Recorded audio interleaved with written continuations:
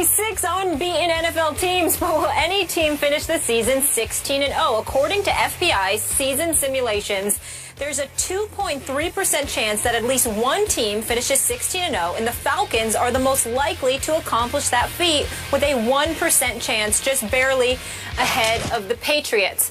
Stephen A. Smith, are the Falcons over or underrated? Well, they're overrated if you're talking about them going 16-0, because I think that's just ridiculous.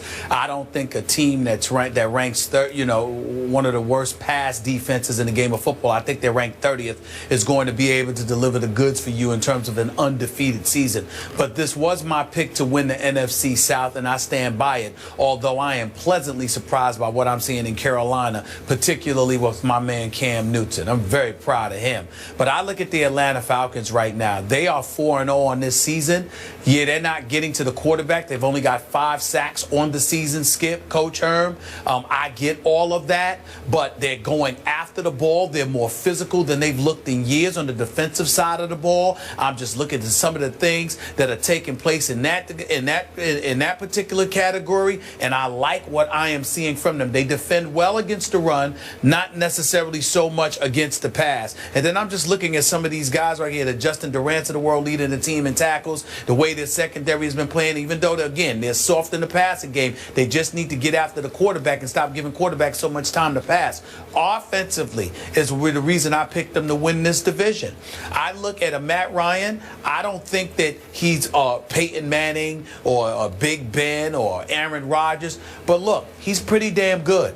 And then you got Julio Jones, who is arguably the best receiver in all of football, clearly top 2 as far as I'm concerned. You look at this guy, Leonard Hankerson. He's second on the team with 17 receptions. They're doing this despite the fact that Roddy White only has 6 receptions in 4 games, Skip. I don't know what's the matter with him. If he's injured, forgive me for saying it, but he looks right now like he's almost done. Unless he shows up and help these brothers out, he might need to start coaching or coming to do color commentary or something here, because he ain't playing. You got 6 receptions in 4 games. Something is wrong with that picture if you're Roddy White. That's not the Roddy White we know and love. And I sincerely hope that he gets it together and they get him more involved, or he can gain separation for receivers. Do something, because Julio Jones and Hankerson are holding it down.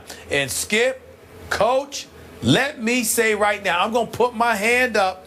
Maybe primetime Deion Sanders or somebody has an edge on me in this category. Maybe our very own Chris Carter has the edge on me because he knows this kid personally. The kid is I think he's the oldest of 10 kids. This kid, Devontae Adams, Devontae Freeman, this kid, I love him. I love him. I love what I see. He runs so hard. He goes after it. He's averaging nearly 4 yards a carry, okay? He's got about 17 receptions himself on the season. I am a fan of Devontae Freeman. This brother can ball. I love his game. I love how he goes after it. He's a 4th-round pick. I don't know why that was. Keep in mind, Skip Bayless, and I'll give credit to Chris Carter for educating me about this. He reminded me about this, rather. This guy didn't get that much activity at Florida State. So this is a fresh young body in the NFL. What I'm seeing from this kid, if this kid continues to play the way that he's playing, and their defense could learn how to get some sacks or defend the pass better, Atlanta can be a force to be reckoned with. 16-0, no way. Can I see a 12-4 possibility? Yes, I can.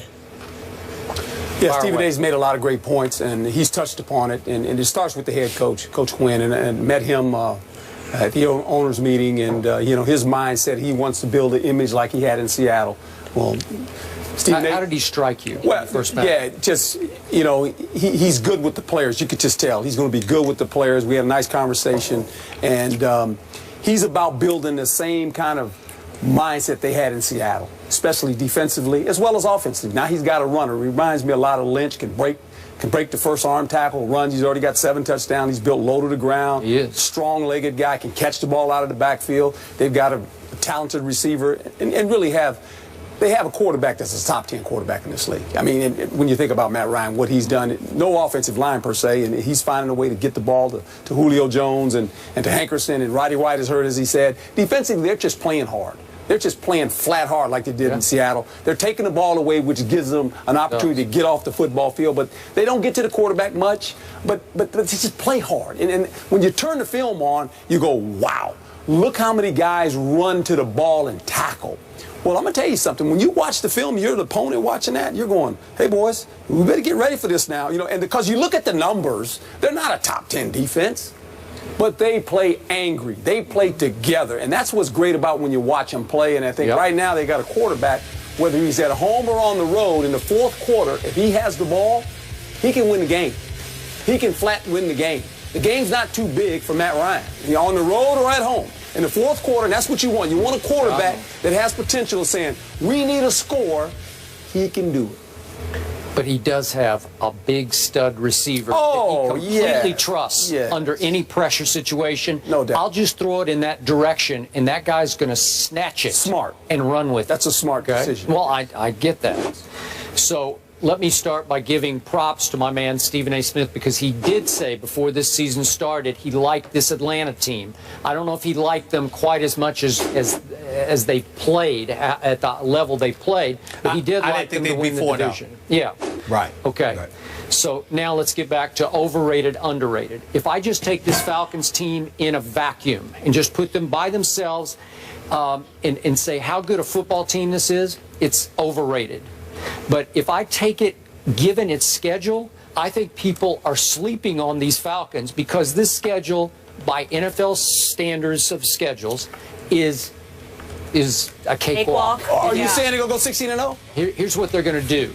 They're going to go 14-2, or maybe 15-1. I give them an outside shot at 16-0 just because it looks to my eye, knowing what I know to this point, the quarter way through the season, it looks pretty easy given the fact they've got Carolina at the end of the year, home and away, with 1 week in between them. So that one game is, the one game at Carolina, it's tough. It's December 13th. Real tough. Okay, that's going to be a tough one. So if we're talking about 16-0, that would be the one you'd have to win for sure. Then they turn around 2 weeks later, December 27th, and get them back in Atlanta. Those are the two hardest games to my eye left on the schedule. Now, Stephen A. thought also that the Indianapolis Colts were going to get to the Super Bowl. They have the Colts in Atlanta. Are the Colts going to turn back into that Super Bowl contender? I don't think so. Doesn't look like it. Okay, so we can dismiss that game. All right, here's why I say they're overrated. And look, Dan Quinn, to your point, he may turn into the next star coach in this league, because I look back at what he did. He was 2 years the coordinator in Seattle. Both years they went to the Super Bowl. That's right. They won one, and they very easily could have won the second one, right? Okay. And now he's 4-0 as a first-time head coach in the National Football League. Oh, that's pretty great. But that defense you talked about playing so hard, in the second half of the Monday night opener against Philadelphia in Atlanta, the Eagles' offense, we have all ripped to shreds, went crazy on the Atlanta defense in Atlanta and went for 274 total yards and scored 3 touchdowns and missed a field goal with a couple of minutes left that could have put Philly ahead in that game and maybe won the game for them. Am I right? No, you're right. And this and I mentioned it, and Stephen A. mentioned it. Yep. You know, their numbers on defense are not good. I mean, they will give up plays on defense. And in the first half against Brandon Whedon in his first start for the Cowboys, my Cowboys go for 295 yards in the first half alone and score 28 points and have a 28-14 lead and rush the ball for 131 yards against the defense. It's pretty good against the run. We ran wild on them in that game, and in the second half, they shut us off cold. They turned that faucet off and tightened it because we went backwards. I think we had a -4 yards rushing in the second half. So it's playing hard. It's making halftime adjustments by a coordinator in Dan Quinn who really knows what he's doing. But I can show you two halves that say they're overrated until I look at the schedule and I say, well, who's going to beat this team?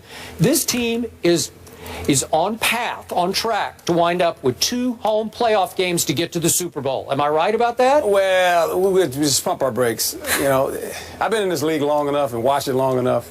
It's not who you play, it's how you play the day you play. Okay. And so we can look at the schedule, and you can start looking at that schedule and say they should beat these guys, that guy. We looked at schedules in the beginning of the season. Certain teams, we said, oh, this team at this point should be. And we look at it now, we're going, what happened to that team, Okay. right? So I mean, we can sit here and say that's nice shop talk, but you gotta go play. Okay, you gotta go play these games. It doesn't appear favorable. Don't let the paper don't play a game. All right, but the players do. Will we do that kind of shop talk on this show? You have to stand behind it for the rest of the year. Yeah, I'm just saying. I'm with Stephen A. I thought the Colts. I thought it was going to be Colts and the Green Bay Packers. Okay. Right. Well, right now, Colts ain't playing very well. No, I would say. The one thing that I would tell you, I was helped along about the Atlanta Falcons because obviously, as you both know, I spoke to Cam Chancellor on several occasions during his holdout with the Seattle Seahawks, and one of the things that he did was absolutely rave about Dan Quinn and the kind of man he is as a coach. And he talked about how this defense. He said, don't pay attention to the statistics. Watch how his players on defense go after people. He said it's going to be a different culture and a different day than what you've been seeing in Atlanta because Dan Quinn is that kind of coach and he's that kind of man. He's the kind of man that guys go out there and play for. Cam Chancellor told me that before the season started.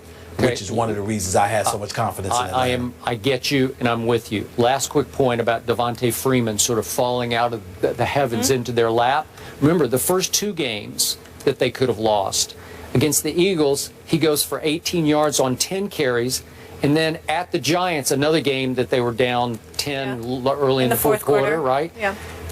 He goes for 25 yards on 12 carries. And nobody was talking about Devontae Freeman until my Cowboys introduced him to the world by saying, watch this, he looked like Earl Campbell to me, right? He's just running roughshod over him. Well, he's a rookie, young player, and it takes time. Second year. So he's a virtual rookie. He's a rookie to me. I mean, he hadn't played a lot of football. You're right. No longer under the radar. But to your point, Dan Quinn has certainly changed the culture there. When you describe them playing angry, playing tough, you wouldn't describe this team that way prior to his arrival. It's really been impressive and fun to watch. So Matt Ryan versus Kirk Cousins, that's Sunday in Atlanta. So Skip believes it will be remembered as the bat out of hell play. Herm Edwards is sticking around to react to that play and how the Lions handled it. We're going to get into that after the break. Stay here.